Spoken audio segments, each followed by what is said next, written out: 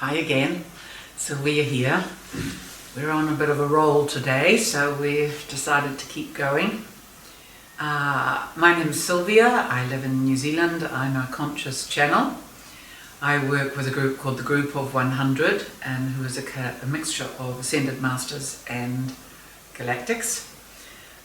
They don't always say who is going to be bringing the message through, but they also do sometimes. So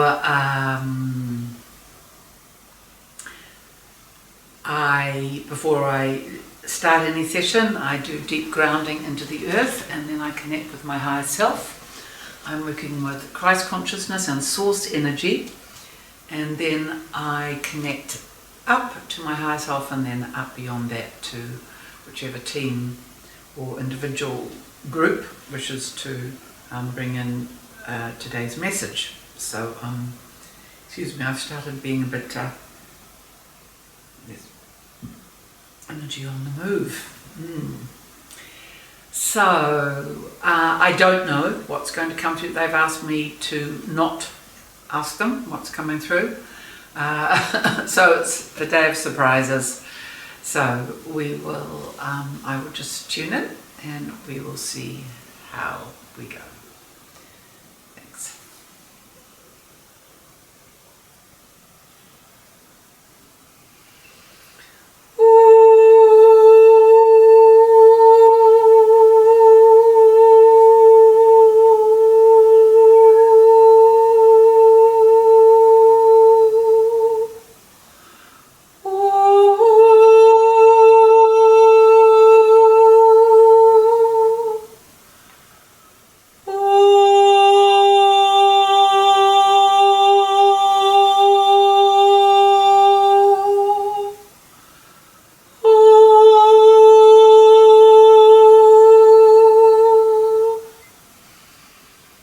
So we are in the green land of Pan.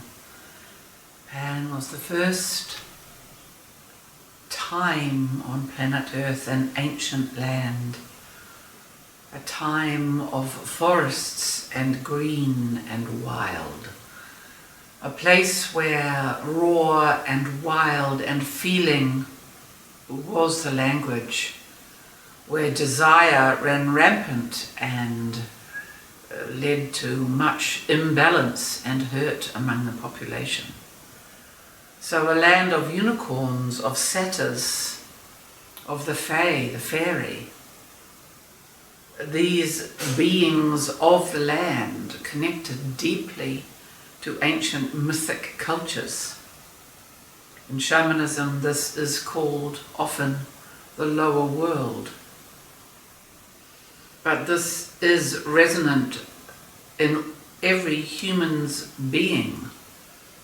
This fragment, again, in the DNA of this core time on planet Earth where life was immediate and embodied and visceral, and there was violence expressed in tangible forms of rape and pillage and desire between these forces that were existent on this planet.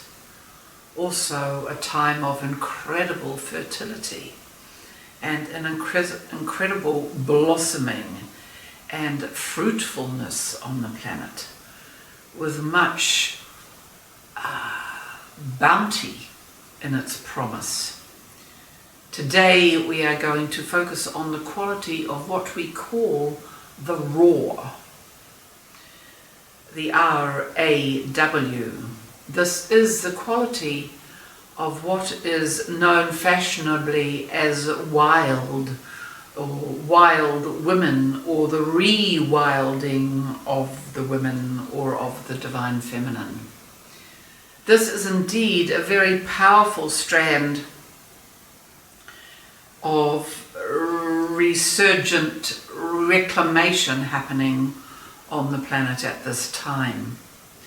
This repressed energy of primal embodied desire and appetite and authentic voice and grounded in the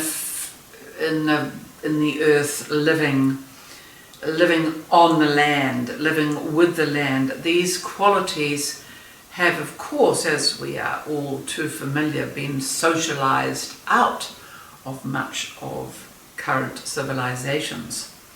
Those cultures that live and are bred and live whole lives in, 11-story apartment buildings.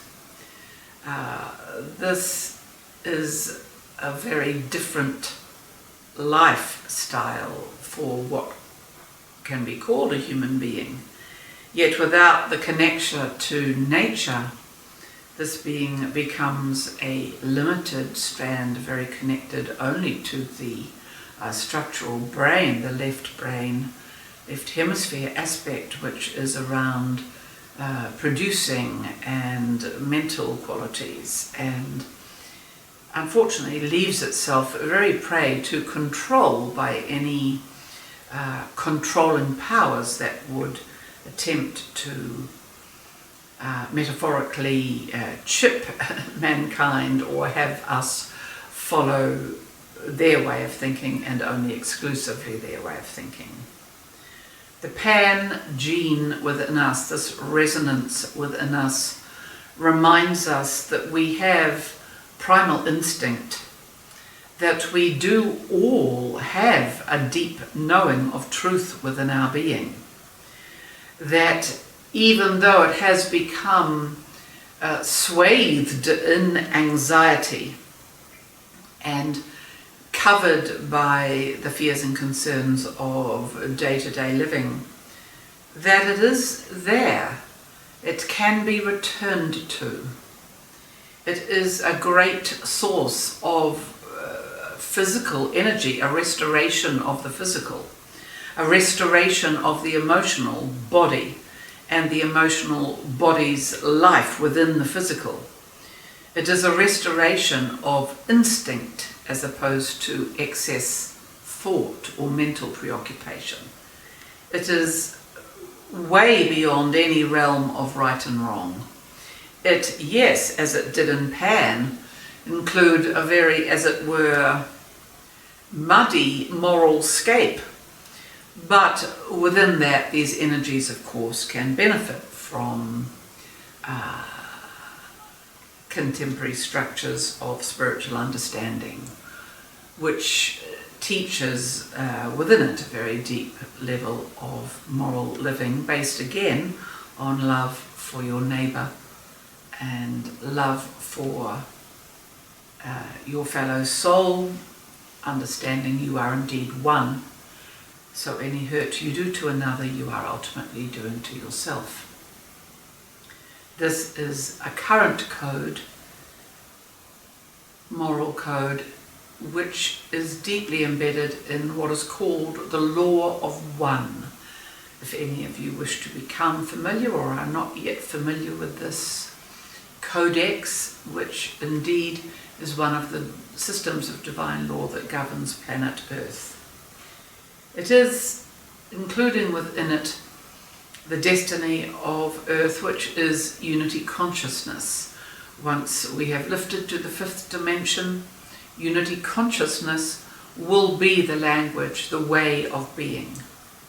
This caring for others as we would ourselves, caring for self as we would our others, this embracing of difference, this accepting of all varieties of vibration, frequency, appearance, colour, skin, etc. within a new tribe. Indeed, humanity will be quite amazed once we meet galactic families. We must expand again tenfold to allow different shapes and forms and colours and languages, which are indeed the textures of creation throughout many and infinite galaxies. As humankind in days and years to come does indeed gain its wings and becomes galactic travellers, these textures, these elemental colours and frequencies, this ability to handle what is not neatly boxed into an acceptable aesthetic model, these are going to become skills which are more important for humankind. So, to return to our core message, which is the power of the wild, and the fact that the time is now to regain this place of inner power in your being, which comes from connection with the mother in all her forms, as feeling, as land, as planet, as earth, as the nurturer, as Kali, the creator, the death and life principle, birth and death. These are structures which have been cleverly made a little bit taboo by the, as it were, we can call it the patriarchy, but we can call it the controlling powers, who have indeed diminished the power of the deep feminine, the wild female. And this energy which contains within it the rhythms of blood and bleeding and mud and earth and the secretions of the body, the secretions of the sexual process, all of these are held and anchored in these deep base chakras of the human vessel, which are those chakras which are aligned and affiliated and sourced from the deep feminine. This language of the deep feminine, the deep female, the wild, the raw, contain great life force within them. This is where the child loves to play in the mud puddle and get covered in the mud, to roll in the overflowing stream, to wade in the ditch which has overflooded in the storm. These are the things which the child innately understands. To roll in the long grass, to cover themselves in sand. This natural affiliation to the wild is built into the child, and indeed the mother with the best intentions, who rather says, get those dirty things off and do not upset my white carpet with your wildness. This is where the shutdown begins. The belief that we must structure and contain and limit and eventually curtail our wild activities which bring so much joy. There is a sensual quality to this wildness. This is one of the powers of the deep feminine. There is a grounded and empowering quality to these energies.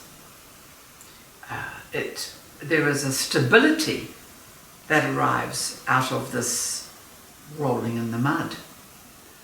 You can feel it for yourself if you are truly caught in a storm and can suspend your fear and judgment and surrender to these divine forces playing around you, and the idea that yes, indeed, you will be drenched as a result of this. And as you arrive home into the warmth and peel off the wet layers, there arrives in the being, does there not, a great joy, a great comfort, a great energetic zing which is running through the human body, having had this experience of being, as it were, not just one, but to some extent overwhelmed by nature, by allowing ourselves to understand that this force is contains within us the ability to dominate the human. We know this. Any of us who have lived through earthquakes or tornadoes or fires or the big waves, we have seen the destruction that can come from Earth reasserting its voice. And so as we create channels in our daily lives, each one of us is assisting Earth. She must explode, she must send the wave, she must crumble, because within her all has been held for too long. The humans on her have denied this impulse within themselves for too long. So on behalf of humanity and behalf of her own soul growth as a planet, as a being, as a living being, she will crack apart. She will call waters forth. She will call the thunder and the lightning, because this rebalancing must happen to any living organism throughout all galactic life. Earth is one of these, as all planets are. They are awake, live beings. So, we can help. As we rewild, as we connect with that which is raw and honest, authentic and earth-based within us, we are directly contributing to the healing of Gaia, of the planet. We are also finding within ourselves a new stillness, a new center of the fulcrum point, a fulcrum point of balance. So we know what it is to swing.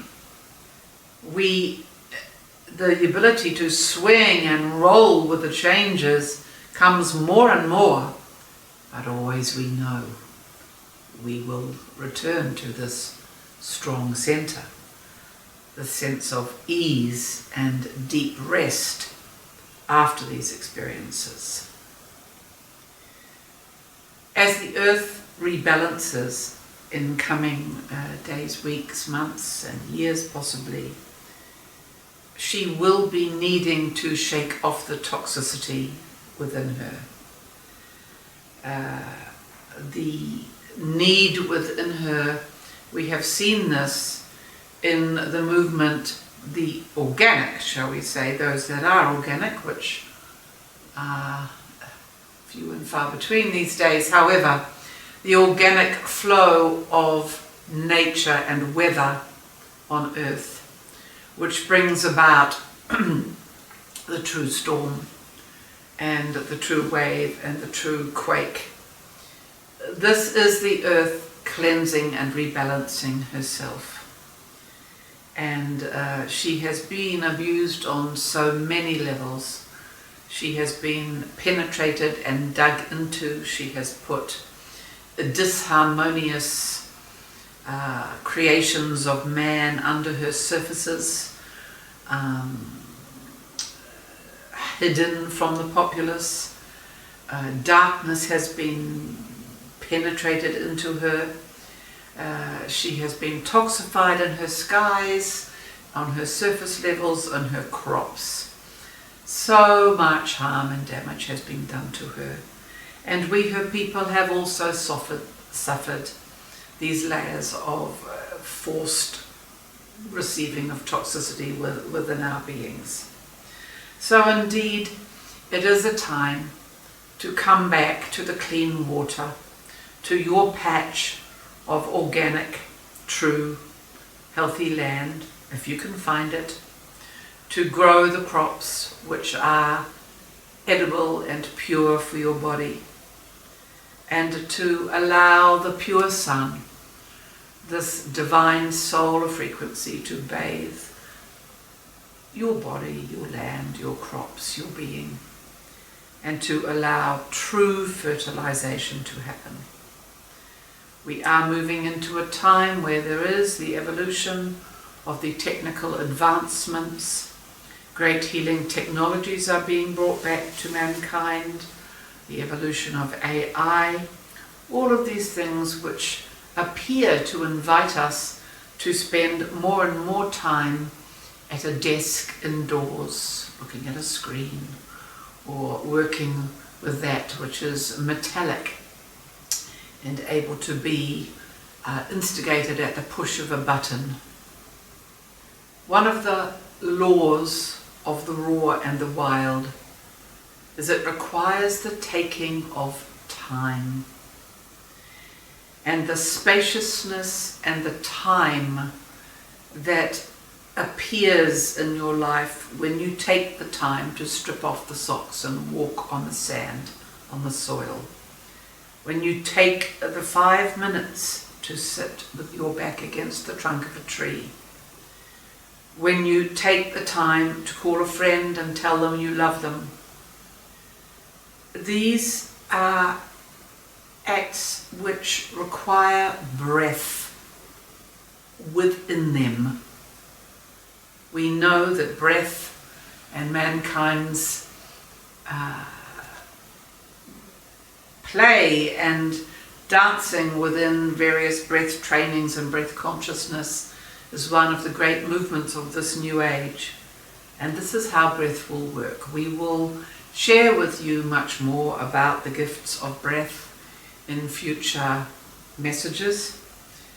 But for now, know that the taking of time is also the taking of breath, and that this is mankind's organic path. This does not mean that positive AI will not be available and will not be used in our future, but it does mean that the organic is not discredited or killed off or denied or diminished as something lesser than. The organic contains the power of the archetypal divine feminine, who is the leader and guide for mankind's new age on this planet. So let us take the time to honor the mother, to honor our physical being, to honor the smells and tastes and rhythms of nature within us. And we will find much sustenance and joy in this place. So we leave you with this invitation today, dear souls, dear friends. You are so loved, always, throughout all space and time. Blessed be, and blessed be. Yay, got to get out in the sun. Juicy. Okay, see you next time.